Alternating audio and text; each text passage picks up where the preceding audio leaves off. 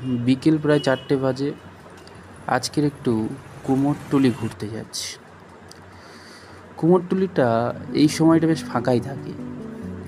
কারিগরদের সাথে কথা বলে বুঝলাম যে এই সময়টা তাদের কাছে অফ সিজন, কারণ এই সময়টা বড় মূর্তি গড়ার কাজে তারা হাত দেয় না।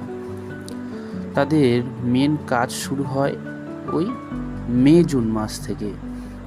কারণ আমাদের যে সমস্ত বড় পুজো বলতে দেখুন, যে পুজোগুলো মোটামুটি কলকাতার সমস্ত জায়গাতেই হয় এবং যেই মূর্তিগুলো তাদের কাছে চাহিদা থাকে, যেমন গণেশ পুজো, বিশ্বকর্মা পুজো, দুর্গা পুজো, তারপরে কালী পুজো, এবং ঠিক একই রকমভাবে এইভাবে পরপর বাংলার যে সমস্ত পুজোগুলো হয়ে থাকে সেগুলো চলে আসে। ঠিক তেমন সরস্বতী পুজো, লক্ষ্মী পুজো, এইগুলো সব দেখবেন পরপর থাকে।